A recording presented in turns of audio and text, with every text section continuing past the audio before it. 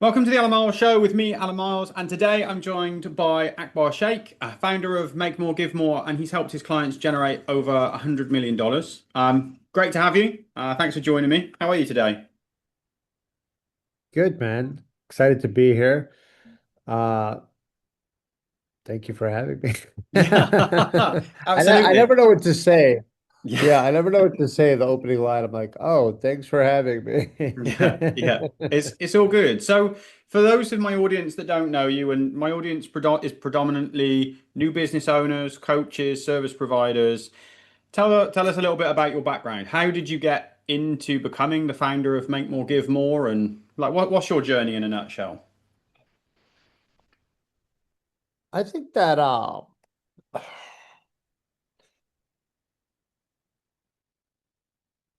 I think that it all started um I come from an entrepreneurial family. Um I come from an entrepreneurial family, nine generations. I was supposed to be in retail with my dad's furniture business. I didn't like it. I thought that's what I was going to do my whole life. And then so I kind of hit like a really hard wall because I thought that's what I was going to do my life. And then I started doing it and I didn't like it. And so I had no plan B. So I went down a deep and dark road of kind of just messed up. I gained weight, got bad habits. I was just lost and confused. Um, and I was just surfing online looking for answers. And I was on Craigslist looking for sales jobs. And I bumped into something in network marketing. And I kind of felt like Neo from the Matrix. I'm just like, whoa, like I get it. I know why like that lady's smiling. And I know why it says like buy now. And I know why it says like only two left. And I was like, this is super cheesy, but like the psychology is really interesting. And so I kind of went down that rabbit hole and ended up, long story short, getting in like the top percentile of that. And then I took that education I got in the network marketing space and started helping like regular companies scale. And then I ended up that worked out well, and I started helping people make millions. And then um, I ended up just in a niche of helping coaches launch or scale. Long story short. Cool, interesting stuff. And so I think for me, I think the first time I came across you was something linked with ClickFunnels. I can obviously see the plaque behind you for getting into the Two Comma Club award. And from your perspective, you've obviously been in the industry a while. You've helped lots of coaches. What do you think are the key criteria for someone to have success in this space now? Like the truth is, the honest to God truth is it's the age old thing, man. It's 90% mental. Mhm. Um it, dare I say it's really 95% mental. And it's funny because the offer funnel traffic, that's really the 5%, which is fascinating. So I think people spend 95% of their time on the 5%, which is wrong because um, you will find that people are like this, and then like they shift their mindset, and then they kind of immediately go like that. Mhm. Um, so I think that people really need to focus on mindset. That's just the truth of it because the people who are switched on are crushing it, and the people who are not are just kind of doing nothing. Um, so that there begs the question, well, how do you get switched on? I think it's a very holistic process. I think it's about I think everyone has a very personal journey with that. Mhm. I can only share my journey. I got very healthy. I lost 50 pounds. I became spiritual. I started praying. I started stopped hanging out with my circle of friends. I got like a started hanging out with a better circle of people online, and, and that was really just YouTube videos of me watching more successful people. You are who you hang out with, um, and I think all of that combined together created, you know, a version of me that was on, and I kind of just took off very quickly. And I do believe that happens. I do believe, they say you don't get rich overnight. Kind of. I mean, some people it takes 10 years to figure out how to turn on. But when you turn on and when you've been off for a while, and most people are off, right? What does off mean? You're not really making any progress. You're not really doing much. People stay in that state for a very long time. But then the second something switches, they do get success in my observation, in my experience, pretty quickly. So I'm interested. I think this is a really interesting point because I agree. I think mindset is really, really important. But you have this school of thought, I think, where some people think, yeah, but I am switching on. Like, I believe that money's coming to me and I'm open to it and I'm watching YouTube videos and I've done all these things and nothing's happened. What do you think is the difference between that person who is busy doing something with mindset versus the person who, in your words, switches on and then It's has success? hard. It's hard. I mean, you have to be a relentless, thick-skinned person because sometimes it'll work off the bat. Like my first webinar crushed it. Like that's not necessarily a normal thing. It's not a normal thing. And so sometimes, like right now, I'm doing paid ads. It has been a pain in the what kind of language can I use on this show? Is it Anything you G? like, go for it. Yeah. It's a pain in the ass. Okay. Um, I have spent a couple of months now on ads, failing, thousands and thousands of dollars. And the key is here's the interesting news. The only way you lose is if you give up. Mhm.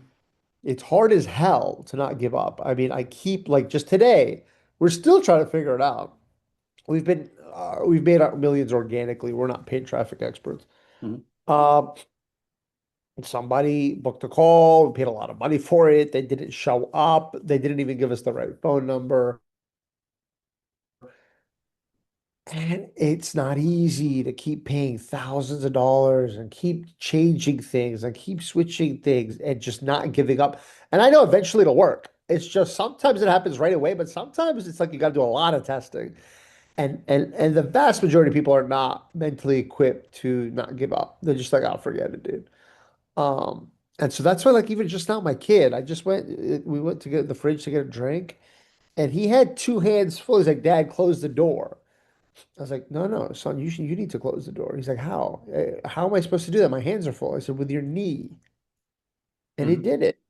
And he gets a little mad at me, and I just had to explain to him. I'm like, bro, like, I'm trying to train you. Like, you gotta be tough, dude. Like, you got to, like, I'm also trying to train you that, hey, don't ask someone, like, there's always a way.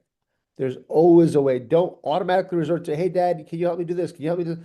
No, dude, I need you to figure this out. I need you Mhm. to figure this out because I promise you no one else is going to figure this out for you. And So, so I am a little tough on them. mm. So would you say then, But I think that's what's needed. yeah, would you say then that the mindset piece is part of it is actually creating a mindset where, yes, you're positive and you're focused on not giving up and finding a way forward. But the other side of it is preparing yourself for a marathon, not a sprint, because you might get lucky and you might knock it out of the park quickly. Yeah. But actually, being able to just be resourceful and resilient and stay there day after day, even if it takes you 10 years, that's turning it on for that person. Yeah. Yes, with an asterisk. I don't want people to think that look, um, even if you audit me with the ads, am I as aggressive as I should be? No, I'm not. My budget should be higher. I should be hiring several media people at the same time. I should be faster with the tech stuff. Um, I so even I'm not perfect, bro. So it's like, yes, it's a bit of a marathon, but also like you should be seeing some results pretty quickly as well. Like I'm not seeing results with paid traffic, but I've done very well organically. But again, right, even it's cool to talk about it because even as I talk to you about it out loud, it's like, am I giving it my 100% all? No, no, not really. As I talk about it with you out loud, so Mm, there lies the problem. Is that you mhm, do have to give it your all, and you do have to go all in. And you will win. It's impossible not to. Like the main things to crush it online as a coach is really just, frankly speaking, your offer. Um, the vast majority, 99+% of coaches, their message sucks, their offer stinks. Hey, what do you do? Oh, I help people like connect with Mother Earth, or like I make help, or I help people get more leads, or like I help people feel better and like look better and feel better. I'm like, oh my God, dude, like what do you say? Like people don't know how to put messaging together. They don't know how to put an offer together. They don't know how to put a good headline together. It's direct response marketing, which is like why we do what we do. Like I wish I didn't have to do what I did. I do, but like I have to because it's the wildest thing, bro. Let me give you an analogy. It's like millions of people are dying of thirst. I'm like, there's water over there, go drink it. And they just don't. So I'm like, okay, I guess here's the water. Here you go. So it's like I have to build it for everybody, which is whatever it is, fine. Okay, it's a blessing. I'm not complaining, but it is weird to me, frankly. Mm. But I mean, it is what it is, but it's crazy because I see exactly why people are not succeeding. Your offer sucks. Your messaging sucks. And it's like, okay, but then the truth of the matter is, I suppose there is somewhat of a talent to, and everyone has a God-given talent. That happens to be my talent, is where I'll take your crap messaging and I'll turn it into gold. So it is a profitable talent, and it's been an interesting journey. And I guess, for now, that's the plan. Okay, so when it comes to messaging, then what goes into a message that is gold? Because I think like you say, a lot of people have bad messaging and bad offers, but how do people change it? It's like this. It's like I'm a fitness coach. Oh, I help you lose weight to feel better. Garbage crap no one's buying, and nobody is buying. Mhm. Okay, for example, it's like I help out of shape dads I help out of shape dads um get enough energy so they can play with their kids again and feel like a good dad. And that's just like, whoa. Mhm. Because and that needs to be refined. I just off the tip of my tongue. But um it's about psychology. It's about like what are people thinking? Oh, dude, I'm a crappy dad, dude. I can't even keep up with my kids, bro. And then all of a sudden it's like, hey, be a great dad and keep up with your kids. We'll help you do that. I'm like, huh? That's exactly like what I've been thinking prior. It's like I feel like a crappy dad. I can't even keep up with my kids. And now you're telling me, hey, we're gonna make you outrun your kids. Huh? I'm gonna be like a hero to my kids. All right, I'm like a loser. What? So it's like it's just reverse psychology in an ethical way, right? It's just like the key is you need to know their deep dark pains. Like what are Mhm. they saying privately? And then you just literally say the exact opposite. And I It's kind think of that that simple. I think that's one of the issues, isn't it? Is that a lot of people have such a broad niche. They're like, well, I help busy professionals. Well, we would both fall into the category of busy professional, but I've never once called myself a busy professional. And it's that piece of not going deep enough and understanding what people are thinking and feeling, like you say, their deepest, darkest secrets. But I think Yeah. people sometimes really struggle to get into it because they're so caught up on, oh, well, I completed an avatar worksheet in 2020, and I know that my ideal client drives a BMW and shops in these stores and does this thing. It's like, but none of that's relevant. Like, you're not putting the fact, if you're a fitness coach, you don't care that they drive a BMW. Like, you need to know their pains. I think we are definitely our own worst enemy. And one thing I want to tell people is like, oh, and the reason they do that, by the way, is they want to help everybody. They're actually good people. They want to help everyone. Oh, well, and I'm like, say that you help out of shape dads. Like, no, but I can help moms too. I'm like, shut up. I Mhm. promise you, you will help a lot more people. Look, what's your goal? To help people? I promise you, you're going to help a lot more people if you have very specific messaging and Mhm. you help. Like if you just pick this like dad from age 21 to 25, dad with red hair, right? And you're like, what? I can help people with black hair, blonde hair. Shut up for a second, because I promise you that if you like really niche down, you're gonna end up helping a lot more people because you speak to someone directly. They're like, hey, dad, yes. Age 22, yes. With red hair, yes. You're speaking directly to them, but to your point, we're like, hey, busy professional. They're like, yeah. It's elevator music. It actually just Mhm. goes over their head. Oh So yeah. you will end up, I promise you this, you're gonna just end up helping a lot more people if you just niche down. And so that's the first thing everyone needs to do is niche the hell down to a Mhm. very specific And I think person. yeah, I really like that point. Like And I'll tell you our ideal avatar. no, I really like that point for the one Sorry, go ahead. extra. No, it's okay. One extra reason is that when you get that specific, if you're somebody who doesn't meet that criteria, you become compliant if you resonate with that criteria. So if I'm a dad with black hair, I'm going to dye my hair red so I can join the program. And you then end up with incredible clients. Yeah, I mean, one of our avatars is women, and I'll just be straightforward with you, is Caucasian women who are in their late 40s who are highly successful in their profession. And say, for example, like um, a law firm or a medical practice or philanthropy, whatever it is. And they've done very well in their field, and now they have a natural yearning to teach people, other doctors, lawyers, whatever it is, how to do what they did. So it's like, oh man, all these other lawyers don't know how to get clients. We mastered that. I want to now teach other law firms how to do that. So that we know who that is. We know they're paid. We know that they're givers. They want to. They've accomplished a success, but they're busy. They need someone to build these funnel systems and offers for them, which is what we do.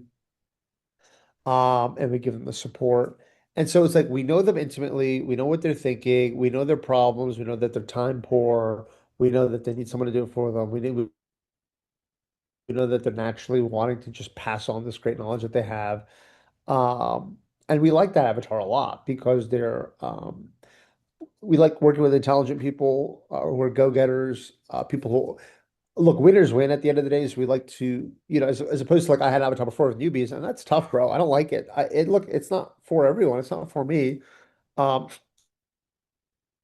because to work with me, you've had to have had some sort of success in your life because winners win. And I'm just like, I'm not trying to get you. It's just much easier for me to get you repeat success than your first time success because I don't know where your mindset's at, and I don't run a mindset program.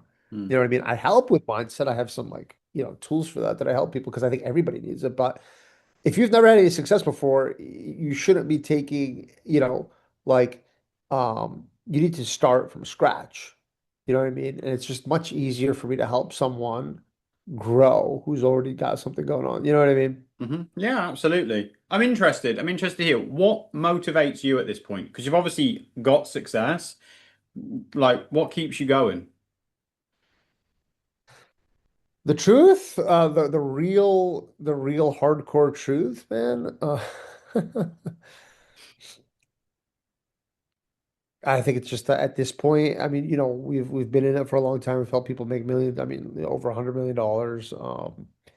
There's not a whole lot for me to like accomplish. Um, at this point, it's just like a means to an end, bro. To be honest with you, we're making a movie that has nothing to do with this industry. It's an actual like Hollywood movie. I've been enjoying the art. I started a podcast with my wife, which is not business related at all. Um, I'm really enjoying the arts. And so I think that right now this is a means to an end, probably. Mm. I don't feel like, oh, I want to help, 100 more people build a successful, like we're doing it, but it doesn't drive me. Why? It'd be weird if it drove me, right? It's like, well, why would that drive me? Like we've done it so much. Why would another 100 drive me? Um, you're not going to hear this on other people. Other people are not going to tell you this because they think that people are not going to buy from them or hurt their sales or sort of lie to you. But I think for me, I'm not going to do this forever. I think that we're one of the best in the industry. I really mean that humbly. I just think that because our stuff is good and we care and we help our people a lot and we don't really let them like you. I don't leave you until you win. And we're really good at what we do. But I'm not going to do this forever.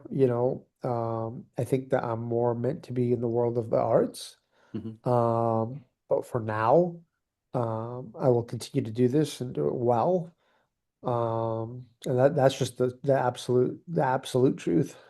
It's interesting. I like it, and I think more people. I think there's more people who feel that way than, like you say, that are willing to admit it. I think especially Or when they're you've been lying. in. Most of these guys are lying to you. I know. We share the same green rooms. Mm, We hang out at the conferences and stuff.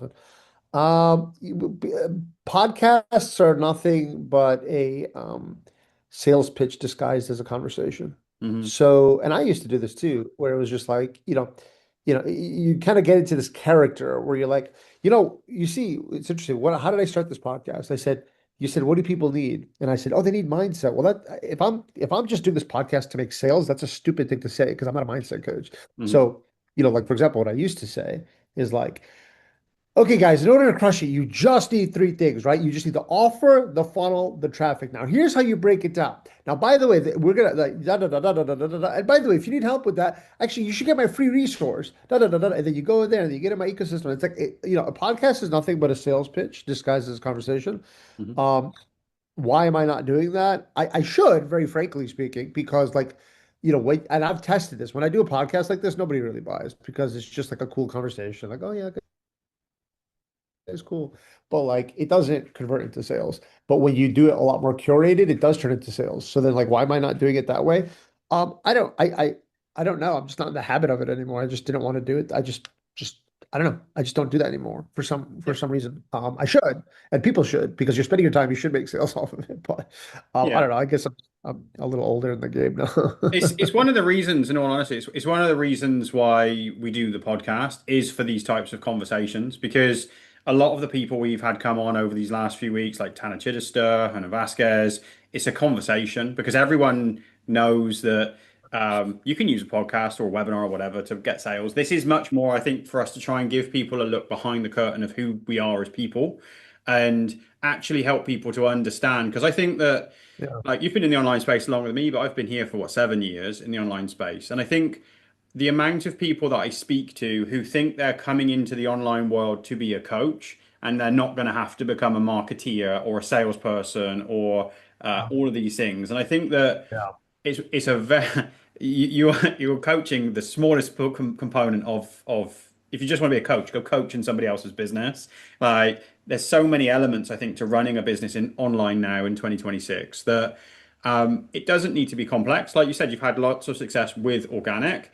You can do it with ads, you can do it in a range of ways. But I think that helping people to understand like where to get started and how to get the first 10K month that for some people they think is a lie. It's not possible. Everyone's lied to them about the 10K dream, and it's such a simple process to get there. It's not easy always, but it's a simple process to hit. And I think anything we can share with people to help them understand how to move forward Yeah. is No, fantastic. I will say I will say that's extremely true. 10,000 a month is, um, it is. It's quite simple.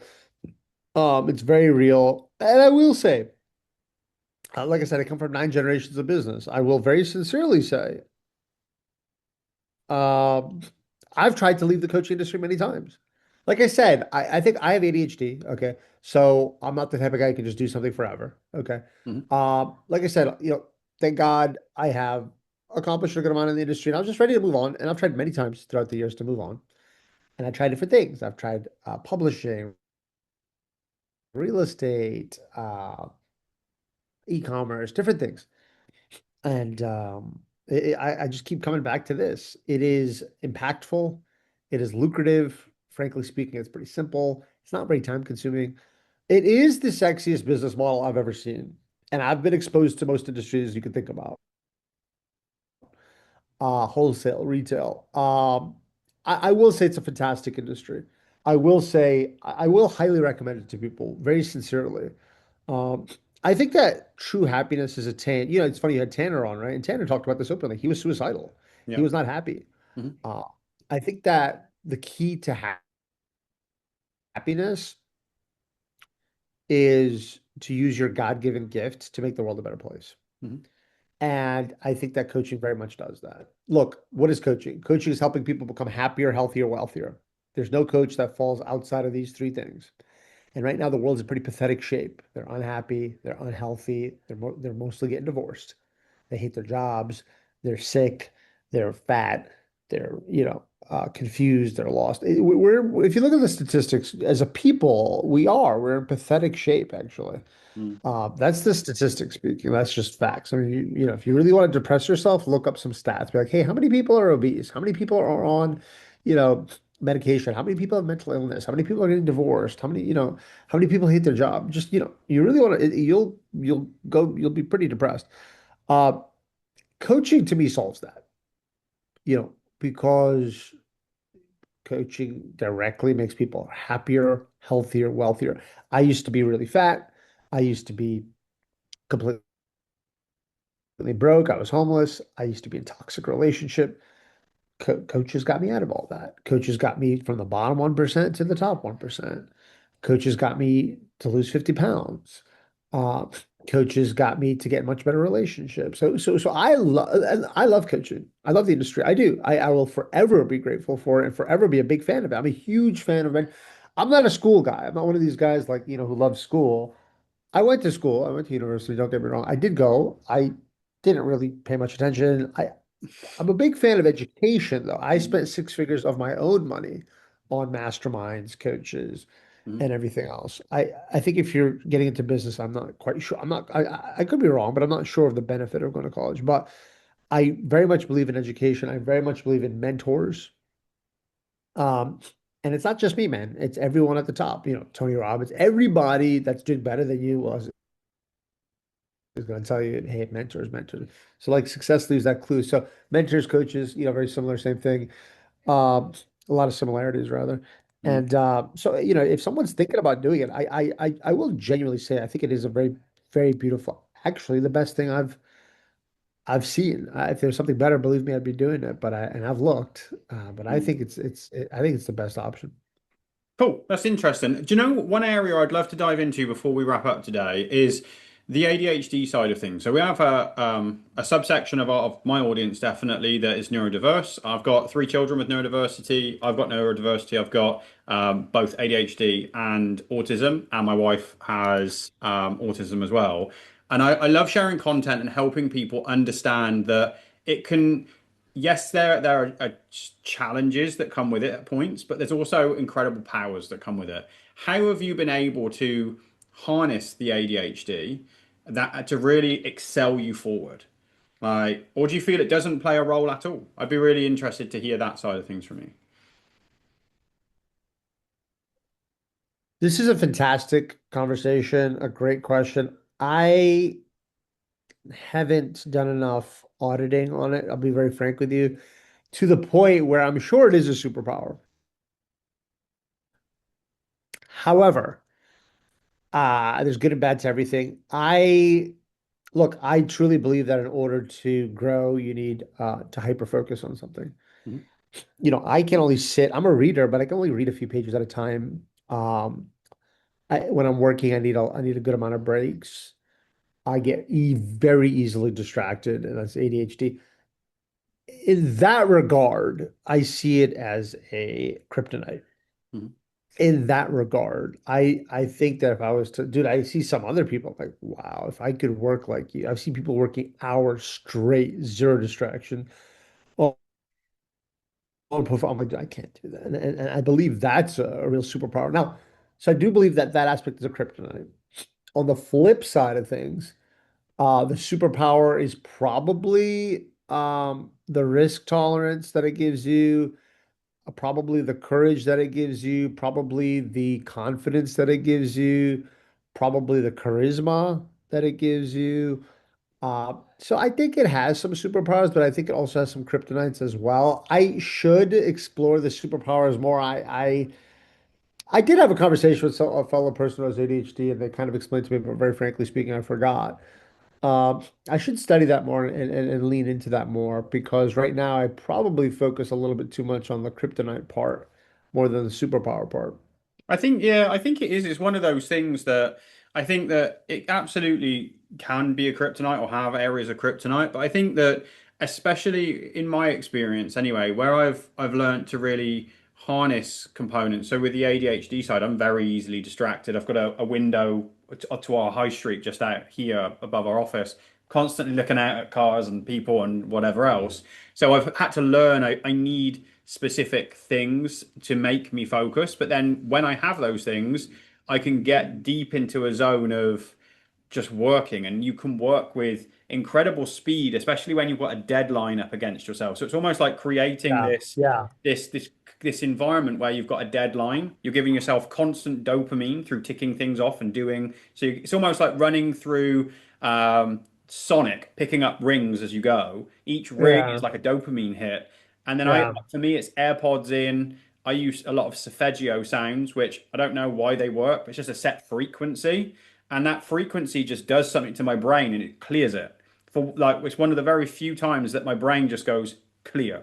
And you can just lock in and really go. And I think in those moments, some of the, not all of, but a lot of the really great steps forward have come from that ability to just lean into the risk tolerance, definitely. And I think that that's something that opens up a whole new area of conversation. You obviously you've got a family. I know you're a ninth generation business owner, but you've got family, and I think that relationship with being an entrepreneur and having outsized risk tolerance versus also being a husband or a father and knowing that I've got to provide for people here, and being able to balance that up can be a challenge at points for people. Don't know. What are your thoughts? yeah. I mean, I think that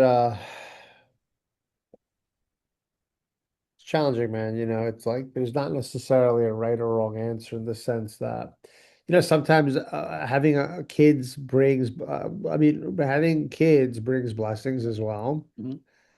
There is also a very interesting argument where I would tell people like, man, if you're not married and you have kids, just go hard, Mhm. man. Go hard. I probably at this exact nanosecond really agree with that. Um, but I mean, that's not my audience, right? So like, I don't know. I try like, and that's the ADHD, right? It's like, and that's the kryptonite to me. Like, I always talk. I'll often talk about things that has nothing to do with my industry, nothing to do with my avatar. Like, my avatar is not people in their 20s. Why the hell am I talking about people in their 20s? Like, my avatar is the exact opposite. It's very successful people in their 40s, late Mhm. 40s. What am I doing talking about? So that's the ADHD. Um, I, yeah, it is interesting, man. I really should. Thank you for bringing it up. I really should study this and kind of navigate that a lot better than I have. I have not been using it as a superpower. Let's say it that way. I it's probably hurt me more than it's helped me. And that's my doing because I did not educate myself well on it. And this is a good reminder to do so. Well, look at what you've been able to create with it hurting you. Imagine what you can create with it helping you. Yeah, it's wild to think about, man. I think that's the thing, isn't it? So, well, I appreciate your time. From my perspective, I want people to be able to connect with you. I know you're not here for sales or whatever, but what's the best way for people to reach out to you, learn more about your world? Where's the best places to go? Yeah, they just go to my name.com, my first and last name.com, Mhm. akbarsheikh.com, and does a little 3-minute video that just explains what we do if anyone's looking to start or scale their coaching business. And that's really all there is to it. Fantastic. Well, I appreciate having you on. I'll make sure to link everything in all of the captions so people can just look below. Any final words to anyone who's either thinking about starting a business or it currently deep in the trenches at the moment? I think the key, man, is intention. I think that, look, if we all have the intention to make more, to give more to our families, communities, and favorite charities, hence making the world a better place, I think that that could be a really cool North Star that God willing will help us all grow. Awesome. Love it. Fantastic. Well, thanks for coming on. And Yeah. to everyone watching, I'll see you all soon. Take care.